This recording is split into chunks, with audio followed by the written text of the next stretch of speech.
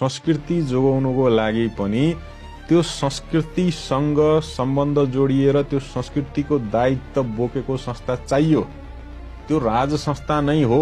यदि यहाँको रैथाने संस्कृति र परम्परा नमान्ने आस्थाबाट कोही व्यक्ति राष्ट्रपति बन्यो भने, घोर नास्तिक व्यक्ति राष्ट्रपति बन्यो भने यहाँको संस्कृतिको उसले अभिभावकत्व ग्रहण गर्ला त भन्दा गर्दैन। किनभने उसले के भन्छ भने म कुनै धर्म मान्दिन, म कुनै संस्कृति मान्दिन, म नास्तिक हुँ, म देवतामा विश्वास गर्दिन, म पर्वमा विश्वास गर्दिन भनिदियो भने राष्ट्र प्रमुखबाट संस्कृतिको सम्बोधन हुनुपर्ने त्यो बन्द हुन्छ। राष्ट्र प्रमुखबाट गरिने अनुष्ठान त्यो बन्द हुन्छ। किनभने उ त म नास्तिक हुँ भनेर आउँछ। भोलि कुनै इस्लाम यो देशको राष्ट्रपति बन्ला, उसलाई तपाईको कुमारी ढोग्ने कुरासँग के सरोकार? उसको आस्थाले त तपाईको कुमारी ढोग्न दिँदैन नि त।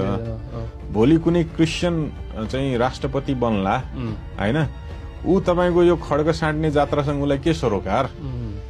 भोटो देखाउनेसँग उसलाई के सरोकार?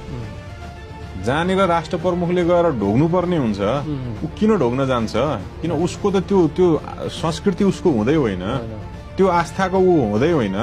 राष्ट्र प्रमुख भएकै कारणले आफ्नो आस्था त्यागेर तपाईको आस्था सम्मान गर्न त आउँदैन नि, हैन?